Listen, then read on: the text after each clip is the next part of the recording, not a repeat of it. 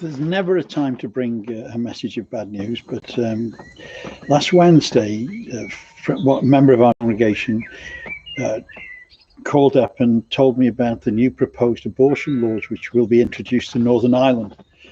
And she explained that on the 25th of March, the London government published a new framework for abortion laws in Northern Ireland. And they shocked me and stunned me. So I want to read them to you, but I want to read a couple of reports that I've written since then and put on Facebook and try to send out so that we would all be aware of these extreme abortion laws, which are beyond our imagination. So I'll tell you what they are. This is the letter that she had from SPUC, which is the Society for the Protection of the Unborn Children. And I've since spoken to SPUC and spoken to other establishments that are trying to fight this organisation, these proposed laws, and I've also spoken to my MP as well, who said he was stunned at this proposition and didn't think actually it was a reality. So I want to pass it on to you, and I want to pass some research on to you that I've done since then, because I think it's important to know what the background is to this debate and what the motive is for it all. So first of all, I want to start off by saying that this is the proposed framework: abortion on demand for babies up to 12 weeks, abortion up to 24 weeks on unspecified health grounds, including claims about the mother's financial relationship or housing issues which impact on the continuancy of the pregnancy. Essential abortion on demand, abortion up to and during birth on grounds of disability, no limit for self-induced abortions. A woman who kills a child while giving birth will not commit a criminal offence. Doctors who selectively kill a disabled twin or triplet just before or during delivery will not be prosecuted. This is extreme. This proposed framework will do is allow mothers to kill their babies despite the age of the baby, and also will allow doctors to decide as the baby is being born if it has a disability. Now, the debate regarding Down syndrome and cleft lip or hair lip for babies in the womb is already been resolved, because the government have said that if there is a disability such as Downs or cleft lip, you can abort up to birth. That is up to the birth date. That is stunning in itself, isn't it? And really awful. But I want to just speak about my research this week since this law has come to my notice, and I've become more actively trying to get people aware of it, and also my MPs aware of it. And I want to describe something that took place during the years of the eugenics program in the USA. And then I'm going to ask you to consider what I read to you before I move on. But in the early part of the 20th century in the USA, there was a eugenics program that was taking place and was actually building momentum even before the Second World War, which involved the sterilization and castration of those people that the American eugenics movement considered to be unworthy of life. They were those who maybe came from a background, and they actually specifically said background in Italy, in Eastern Europe, and even Jews were considered to be from the Eastern Bloc, were considered to be unworthy of life, and a drain upon the American public. Now, on the 12th of November 1915, the German American hospital in Chicago, their chief of staff, Harry Hazelden, a champion of the eugenics movement, was called out to help in the maternity ward after a mother called Anne Bollinger gave birth to a little baby boy called Alan at 4 a.m. in the morning. Now, because the baby appeared deformed in some way, and Hazelden favored killing deformed children, or feeble-minded children, as he described, because he was a eugenicist. He left the baby to die on its own in a room and said it was not worthy of life. When a lady called Catherine Walsh turned up, who was a friend of the family, and objected, she asked Hailsden to do all he could to try and help the baby survive. And he said, I don't want to do that because I'm afraid the baby might survive. Because he believed that the baby was not worthy of life because it had some form of deformity. Now, Chicago's health minister, Dr. D.J. Robinson, was called, and he felt that the baby should be given every opportunity to be saved and to be helped and to survive. But actually, Hailsden refused to do that, and little baby Alan died. Now, I want you to just think about that for a moment and think about the implications of that, because we couldn't accept that in normal thinking today, could we? But this new law may allow that to happen. If a doctor sees that a baby has got a hair lip, or the baby is Downs, or the baby has some form of deformity as it is being born, he has the right to kill that child. That is the detail of the framework.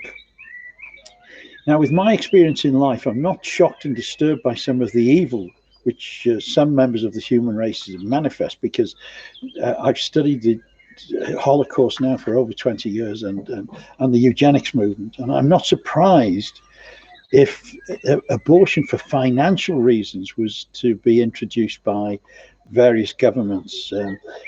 But it is actually the result of a eugenics program. And I'm shocked that today we would be proposing the killing of a baby because it's deformed, because it may have an effect on the cost of keeping that baby alive and looking after that baby as it grows in its life. So what does it say about politicians today who have introduced this sort of legislation? What is their motive, and how does it affect the overall focus of the abortion debate? Well, I think this enactment brings into light the motives behind the proposals for this to take place. Now, I know that this vote in Parliament isn't going to take place till after the 4th of May, because I know that Jim Shannon and Ian Paisley and Jacob Rees-Mogg, who are all pro-life politicians, have debated this, and Jacob Rees-Mogg has made it clear that that the whole thing won't be debated until after the 4th of May. So we all have a chance to do something about it. But I want to just give some information to you about the idea of the proposals that are taking place, because one of the clues I've looked at in regard to this proposal is the one where they say that if the mother has, on financial grounds, a need to abort, then it should take place. Now, there shouldn't be a financial need for an abortion in any case, and we've supported for many years now a pro-life organization in Jerusalem called Bedheim. And Bedheim started out when it was clear to one of the founder members that mothers were seeking abortion because they couldn't afford to keep the child. And in some cases, they had already had 8, 9, or 10 children, and they couldn't afford to keep the children. So Bedheim offered mothers an opportunity to receive help in the form of material support for things like nappies, prams, food, cots and things, and clothes, if the mother wanted to keep the child but was only aborting because of financial reasons. And Bedheim have saved over 1,000 babies since that started. So I was wondering, why is it that even Labour politicians are trying to push forward this law when actually you'd think a socialist politician would want to help by supplying the finances for the mother to look after the child, particularly if the mother wanted the child. But in this enactment, in this framework that's going forward for Northern Ireland, then it appears that they're not going to help with the finance, they're just going to offer the abortion. And this to me was a clue. In the motive for such legislation. Now, strangely enough, I found the answer in this question to some material that I'm reading on eugenics in the Holocaust as well. This is where I found the clue. The eugenics movement in the first part of the America in the 20th century, as I've said, partly was based on finance. It was how much will this child cost us if this child is deformed or this child is feeble-minded, as they called it, and how much will it cost the state? Because they were looking at that. And the point I'm trying to make is, are our politicians looking at care and support of a child who doesn't fit what they would say is the norm? Now, we all know, we all have some issues probably with whatever state. We're all not perfectly normal, are we? Not everybody is normal. Well, we're being challenged by our politicians about this question of normality. Who is to decide whether a child with Down syndrome is normal or not? I know beautiful Down children, and what is wrong with the hair lip? Or it doesn't make any difference at all to the person's character or personality. Now, I just read the book by Marie Stopes, who is the founder of Marie Stopes abortion facilities in the United Kingdom. And I've also read Margaret Sanger's book, who was the founder of Planned Parenthood in America. And as I read these books, I realized that both these ladies were not interested in abortion or interested in Planned Parenthood because it was beneficial to the mother. Both approached the question of Planned Parenthood from the point of view of the state and society. They both said that people who were deemed to be either disabled or people who were liable to be what they called a burden on the state because they couldn't be financially supported, those people should be prevented from giving birth to children. And I wanted to look at exactly what Marie Stopes said in her book. Well, when I read the book, it's called Radiant Motherhood. When I first read it, the first few chapters, I came to believe that Marie Stopes was a very kind, loving person, because she talked about the baby in the womb being something of beauty, being something very, very precious, and something that we should be regarded as a person who should be looked after and cared for.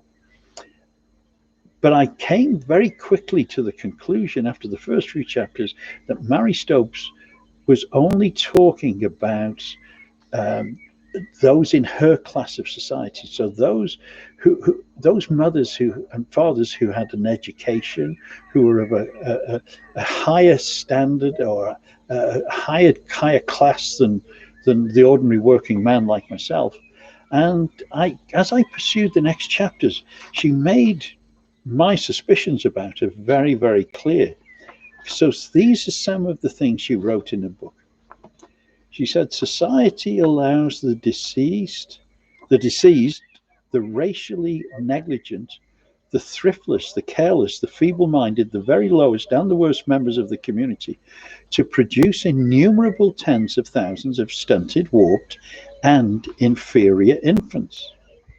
If they live, a large proportion of these are doomed from their very physical inheritance to be at the very best, but partly self-supporting, and thus to drain the resources of those classes above them, which have a sense of responsibility. So she's saying that a class above them, they have a sense of responsibility towards society, but those who are below that and who are giving birth to children could well be a drain on the resources of those classes above them. So it's a financial reason that she wants to see abortion progressed. She goes on to say in another chapter, the power of parenthood ought no longer to be exercised by all, however inferior, as an individual right. It is profoundly a duty and a privilege, and it is essentially the concern of the whole community that it should be the policy of the community to encourage in every way the parenthood of those whose circumstances and conditions are such that there is a reasonable anticipation that they will give rise to healthy, well-endowed future citizens.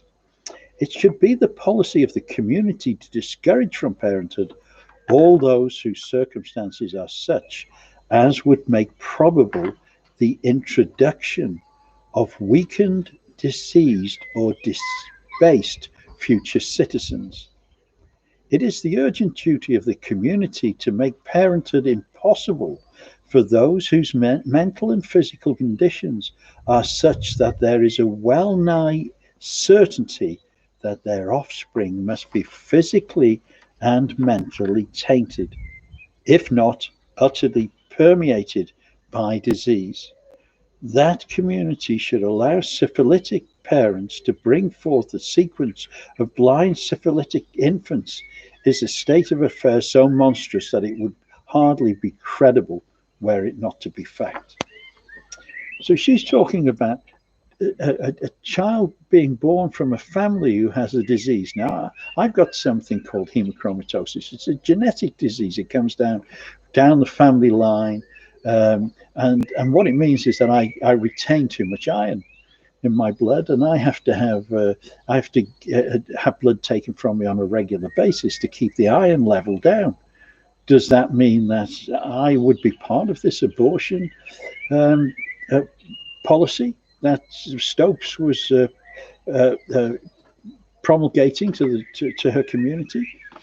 She goes on to say this: parenthood, with the divine gift of love in its power, with the glorious potentialities of handing on radiant, wholesome, beautiful youth, should be a sacred and preserved gift. That's what I was saying about the first few chapters.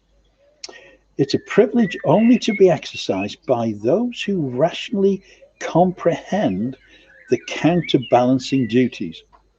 But so long as parenthood is kept outside the realm of rational thoughts and reasoned actions, so long will we as a race slide at an ever-increasing speed towards the utter deterioration of our stock through the reckless increase of the debased, which is necessarily counterbalanced by the unnatural limiting of the families of the more educated and responsible, whose sense of duty to the unborn forbids them to bring into the world children whom they cannot educate and environ at least as well as themselves were reared. Now, we're in an era where the UK is passing some of the most extreme abortion laws in the world. And Marie Stopes made it clear that abortion should be available to keep the costs of looking after those who can't look after themselves, keeping the cost away from the upper classes. And she said this about that. She said, when bills are passed to ensure the sterility of the hopelessly rotten and racially diseased, and to provide for the education of childbearing woman so that she spaces her children healthily, our race will rapidly quell the stream of depraved, hopeless, and wretched lives, which are at present ever increasing in our population, in proportion in our midst. Before this stream at present, the thoughtful shrink do nothing. Such action as will be possible when these bills are passed will not only increase the relative proportion of the sound and healthy amongst us who may consciously contribute to the higher and more beautiful forms of the human race, but by the elimination of wasteful lives which are today seldom self-supporting and which are so largely the cause of the cost and outlay of public money in their institutional treatment and their partial relief, will check an increasing drain on our national resources. The setting free of this public money would make it possible for those now too heavily taxed to reproduce their own and make more valuable kinds.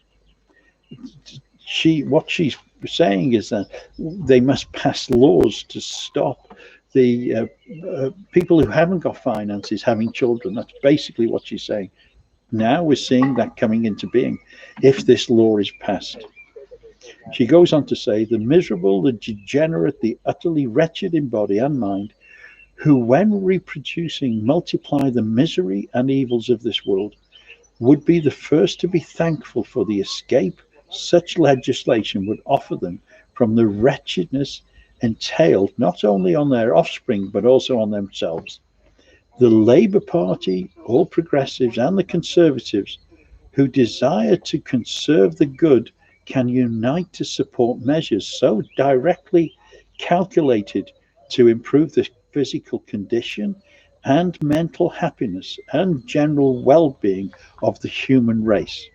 That is eugenics at its worst.